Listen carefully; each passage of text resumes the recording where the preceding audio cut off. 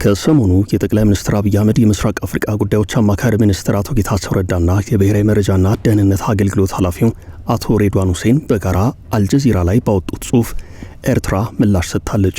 በአዲስ ምላሿም አዲስ ጉዳይ ይዛ ነው ብቅ ያለችው። ኤርትራ በማስታወቂያ ሚኒስትሯ የማነ ገብረ መስቀል በኩል ለፌዴራሉ መንግስት ከፍተኛ ኃላፊዎች የሰጠችው ምላሽ አነጋጋሪ ሆኗል። የኤርትራ ምላሽ እስካሁን ያልተናገርሁት ሚስጥር አለኝ በሚል አይነት ቁጣ የፌዴራሉ መንግስትና ህወሓት ሊወጉኝ በሚስጥር መክረውብኝ ነበር ይላል።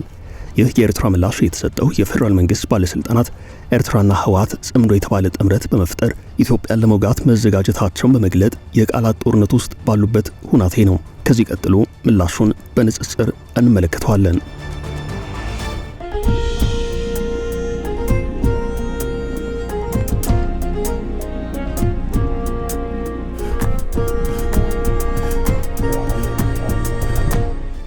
የኢትዮ ኤርትራ ታሪክ በፍቅርና በጠብ የታጀበ ነው። አንድነታቸው ከሚጀምረው የአክሱም ዘመነ መንግስት እስከ ተለያዩበት ማለትም የሁለቱ ሀገራት ህዝቦች ሁለትነት እስከ ጀመረበት 16ኛው ክፍለ ዘመንና የዛሬ 7 ዓመት ግድም ተሻሽሎ እንደገና ተመልሶ እስከ ሻከረበት ድረስ ብንቃኘው ታሪኩ ይሰፋል።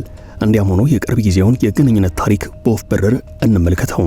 የቀዳማዊ አፄ ኃይለ ሥላሴ መንግስት የዲፕሎማሲ ስራ በኤርትራ ተወላጆች ፍላጎት በአሜሪካ ድጋፍ በእንግሊዝ ይሁንታ የተባበሩት መንግስታት ድርጅት ኢትዮጵያና ኤርትራ በፌዴሬሽን እንዲዋሃዱ ይወስናል። ውሳኔው በተላለፈ በሁለት ዓመቱ ፌዴሬሽኑ ኦፊሴላዊ ሆነም። ነገር ግን ፌዴሬሽኑ ብዙም ሳይቆይ በአጭር ጊዜ ውስጥ ተቋጨም። ይህም በኤርትራውያን ዘንድ ከፍተኛ ቁጣ ቀሰቀሰም። በጦሱም ጀብሃ ተፈጠረም። ከዚያም ሻዕቢያ ከጀብሃ ተገንጥሎ የወጣ ቡድን ሆነም። ሻዕቢያ ከሌሎች ኢትዮጵያውያን አማጽያን በዋነኝነት ከህወሓት ጋር በመተባበር የኢትዮጵያ መንግስት አሸንፎ ኤርትራን ከኢትዮጵያ መገንጠሉን መረጃዎች ያሳያሉ። ይህም ሆኖ ሁለቱ ሀገራት ተለያይተው የማይለያዩ የጋራ ታሪክ ያላቸው ናቸው። በፍቅርና በጠብ አዙሪት በአንድ ጦር ሜዳ ለጋራ ዓላማ ተዋግተው እንደገና ራሳቸው ጦር ሜዳ ውስጥ እየገቡ ዘመናትን አሳልፈዋል።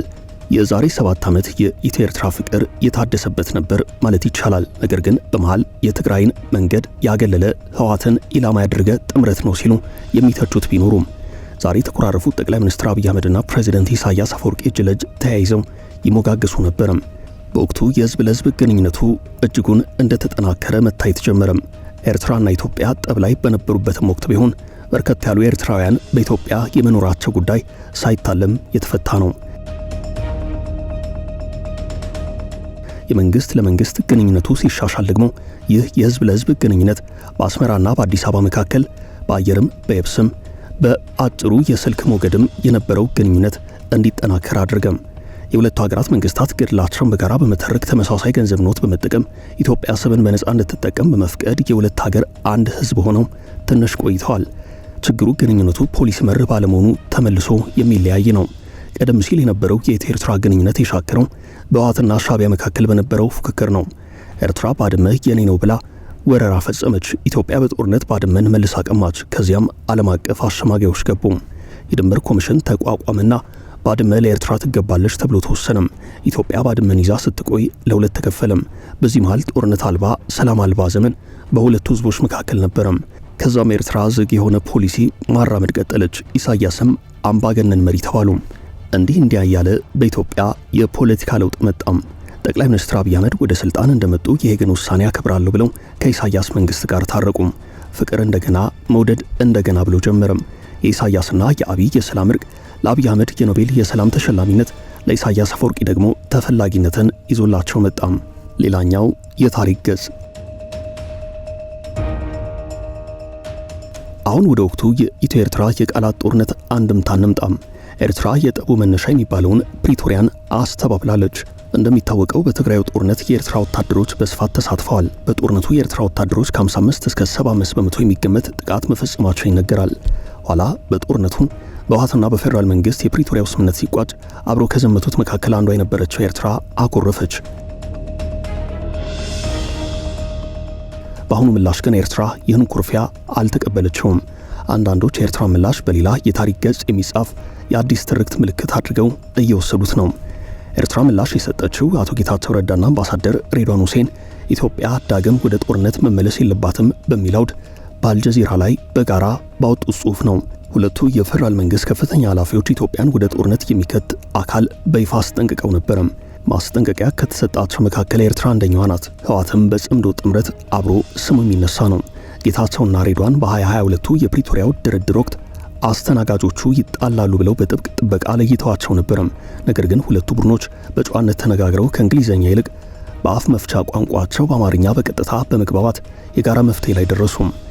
በህወሓት ውስጥ ያሉ የተወሰኑ አመራሮች ጦርነቱን መልሶ ለመቀጠል እንደሚፈልጉና ወጣቶችን በጦርነት ለመማገድ እየሰሩ እንደሆነ እንዲሁም የአማራ ፋኖ የሰላም ስምምነትን ለማፍረስ እንደሚንቀሳቀስ በስም ጠቅሰው ከሰሞኑ ወቀሳቸውን አቅርበዋል።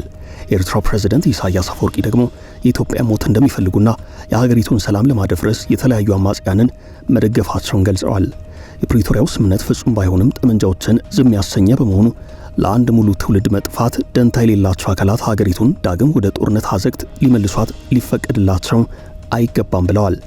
ኤርትራ ሊወጉኝ ነው ያለችው የፌዴራል መንግስትና ህወሓትን ነው። የሀገሪቱ የማስታወቂያ ሚኒስትር የማነ ገብረ መስቀል ጌታቸውና ሬድዋን በጽሁፉ ላይ ያቀረቡትን ክሶች አጣጥለዋል። አቶ የማነ በትዊተር ገጻቸው በአሁኑ ስያሜው ኤክስ ላይ ባሰፈሩት ምላሽ ይልቁንም ዛሬ ክስ እያቀረቡብን ያሉት አካላት የፕሪቶሪያው ስምምነት ከመፈረሙ ከጥቂት ወራት በፊት በጅቡቲና በሲሼልስ በሚስጥር ተገናኝተው በኤርትራ ላይ የጋራ ውጊያ ለመፈጸም መክረው ነበር በማለት አዲስ ጉዳይ ይዘው ብቅ ብለዋል። ለመሆኑ ጽምዶ የትገባም? ህወሓትና የፌዴራል መንግስት በፕሪቶሪያው የድርድር ወቅት ሊወጉኝ መክረው ነበር ያለችው ኤርትራ ዛሬ ከህወሓት ጋር ጽምዶ የተባለ ጥምረት ፈጥራ ኢትዮጵያ ልትወጋ ነው የሚል ክስ በፌዴራል መንግስት ባለስልጣናት በኩል እየተሰማባት ነው። እንደሚታወሰው የጽምዶ ፖለቲካ በይፋ በሀገር ደረጃ ጎልቶ የወጣው በመስከረም 2018 ነው። በጊዜው ኢትዮጵያ የውጭ ጉዳይ ሚኒስትር ጌዲዮን ጢሞቴዎስ የተባበሩት መንግስታት ድርጅት ዋና ጸሐፊ ለሆኑት አንቶኒዮ ጉተሬዥ ደብዳቤ ጽፈውላቸው ነበር። በወቅቱም ሚኒስትሩ ጥምረቱ በኢትዮጵያ ላይ ጦርነት ለመክፈት በንቃት እየተዘጋጀ ነው ሲሉ ገልጸው በሰሜን ኢትዮጵያ ለሚንቀሳቀሱት የፋኖ ኃይላትን ጨምሮ ለታጠቁ ቡድኖች ድጋፍ እያደረጉ ነው ሲሉ ወቅሰዋል። ደብዳቤው ኤርትራ ኢትዮጵያን ለማተራመስ መከፋፈል ዓላማ እንዳላትና የዚህ ጥረቶች ዋነኛ ነዳፊ ናት ሲል ይወቅሳል። ይህን ተከትሎም ኤርትራ ጽምዶን ለሰላም የሚደረግ ግንኙነት አድርጋ ማቅረቧ ይታወሳል። ኢትዮጵያ የባህር በር ለማግኘት የምታደርገው ጥረት በሰላማዊ መንገድና በቀጠናዊ የኢኮኖሚ ትስስር ላይ ብቻ የተመሰረተ መሆኑን በድጋሚ ማረጋገጡ ይታወሳል። ይህ ኤርትራ ከኢትዮጵያ ወገን በስጋትነት የምታነሳው አጀንዳ ነው።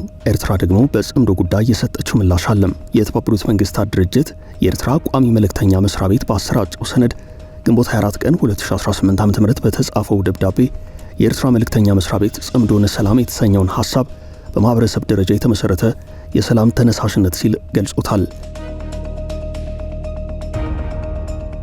ደብዳቤው ሐረጉን ለሰላም የሚደረግ ግንኙነት ከሚለው ትርጉም ጋር እኩል የሆነ ትግርኛ አገላለጽ ተጠቅሟል። ሰነዱ እንዳመላከተው ይህ ተነሳሽነት ለዓመታት በግጭትና በመለያየት ውስጥ የቆዩ ማህበረሰቦችን የሚያገናኝ ነው። ይህም ባለፈው አንድ ዓመት በርካታ የማህበረሰብ ውይይት፣ የባህል ልውውጥ፣ እርስ በርስ መተማመንን የሚፈጥሩ ስራዎችን፣ የህዝብ ለህዝብ ግንኙነቶችን ያካተተ መሆኑን ገልጿል። ጽምዶ እርስ በርስ መከባበርና የጋራ ኃላፊነትን መሰረት ባደረገ ውይይት እንዲሁም በቀጥታ ሰብአዊ ግንኙነት እርቅን ማምጣት እንደሚቻል ማሳያ ነው ሲል ተከራክሯል።